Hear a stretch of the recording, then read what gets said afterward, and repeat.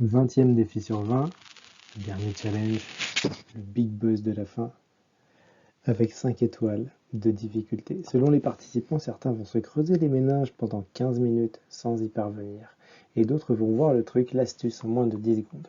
C'est assez imprévisible. Je vous présente mort par épuisement. Sur ce chemin de longueur inconnue, un trésor est enterré. De quel côté, à quelle distance, mystère? Comment être sûr de le trouver avant de mourir d'épuisement? Bon, c'est pas gai, n'est-ce pas? Voilà un défi qui semble bien compliqué, et qui est pourtant un classique en algorithmique. Alors, il y a un et un seul trésor. On ne sait pas où il se trouve.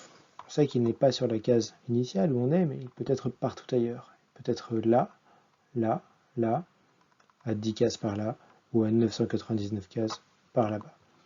Alors pourquoi parle-t-on de mort par épuisement? Pourquoi le héros mourrait-il d'épuisement? Voilà une question qu'il faut rapidement poser donc à vos participants. Voilà un aperçu du premier bout de programme qui ressort, la première idée des gens. En général, ils commencent à choisir de partir d'un côté. Par défaut, ils partent vers la droite, puisque l'archer est tourné déjà par là. Et puis, ils commencent à faire une boucle. Tant qu'il n'y a pas de trésor, on avance. Et après, qu'est-ce qu'on peut mettre ensuite? On se doute qu'au bout d'un moment, peut-être il va falloir changer de côté, aller de l'autre côté, mais ça coince. Parce que quand est-ce qu'on creuse, etc. Alors on tâtonne, on hésite, on ne sait pas. Et puis quelqu'un dans la salle lève le doigt et ça ne rate jamais. Et il dit monsieur, en fait, je sais, il faudrait qu'il y ait deux héros qui partent chacun dans une direction opposée. Ah oui, bah oui, là, c'est trop facile, là c'est de la triche. On n'a pas le droit, évidemment, deux héros. Non, non, il va falloir faire avec un seul héros. Donc vous voyez un peu le problème. Si mon héros, si vous le faites partir tout droit dans une direction, la question c'est quand est-ce qu'on s'arrête? Quand est-ce qu'on s'arrête de chercher? Si on s'arrête à la case 1000 et que le trésor, en fait, il était à la 1001e case, c'est quand même dommage. Et encore plus embêtant. Écoutez bien. Imaginons que le trésor soit juste à ma gauche et que je pars à droite. Je fais tant qu'il n'y a pas de trésor, je continue. Je vais partir à l'infini, sans jamais rien trouver, parce qu'il n'y a pas de trésor vers la droite là. Et je vais mourir d'épuisement pour le coup, hein. C'est bien pour ça. Alors comment faire? Parce qu'avec une stratégie comme ça, on a une chance sur deux de se tromper en fait. Soit on meurt d'épuisement, soit on trouve le trésor. Une chance sur deux. Mais ça ne me va pas moi, une chance sur deux. Je veux qu'on le trouve à coup sûr.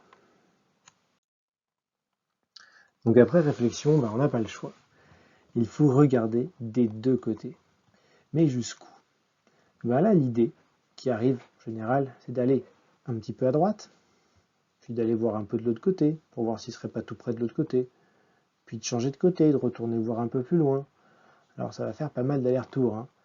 Mais est-ce qu'on a vraiment d'autres moyens? Non. Alors c'est combien un petit peu à droite? Pourquoi pas une case? Puis deux, puis trois. On fait une sorte de pendule comme ça. Alors la mauvaise nouvelle, c'est que malheureusement, on n'a pas assez de briques pour faire un tel programme. Et vous allez vite comprendre. En fait, vous n'avez pas vraiment de moyen de dire là on répète avance 2 fois, ensuite il faut le répéter 3 fois, puis 4 fois, etc. jusqu'à l'infini. Il faudrait un chiffre en fait de répétition qui change à chaque fois. Voilà donc à quoi peut ressembler ce genre de programme. On va avoir une boucle un brique obligatoirement. Parce qu'il y a deux structures de répétition. Il y a la répétition de l'avancée, puis il y a la répétition de l'alternance, de l'aller et venue dans un sens puis dans l'autre. Donc on a une imbrication de deux répètes. La boucle externe, qui répète tant qu'il n'y a pas de trésor, en fait, c'est la boucle principale qui nous oriente à la fin sur un creuse. Ça, c'est quand on a trouvé. Mais tant qu'on n'a pas trouvé, qu'est-ce qu'on fait? Eh bien, on va avancer un certain nombre de cases, au début 1, et ensuite on fait son demi-tour avec les deux tournes identiques. Et on revient. Là, on est parti dans l'autre sens pour cette fois-ci 2 cases. On fait son demi-tour. Ensuite, on va avancer dans l'autre sens de 3 cases, puis de 4, etc. Malheureusement, le chiffre là, un chiffre qui change tout le temps, on n'a pas de briques pour faire ça. Et on en aura dans le kit d'extension, qui est en cours de création. Donc la solution complète avec les briques futures, elle est quand même donnée donc, en texte à la fin du livret papier. Donc désolé, ça vous donne quand même une sorte de teasing, un petit avant-goût de ce qu'on peut faire, ce qu'on pourra faire avec le prochain kit.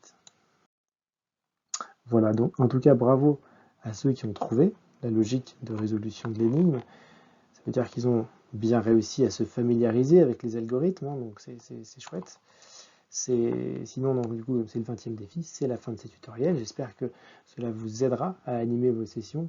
N'hésitez pas, bien sûr, comme on dit souvent, à me faire des commentaires, hein, des propositions d'amélioration et pourquoi pas même des propositions de défis. Hein. Je suis tout à fait preneur. Il y a de la place encore pour imaginer des choses dans les prochains kits. Merci donc et au revoir, à bientôt.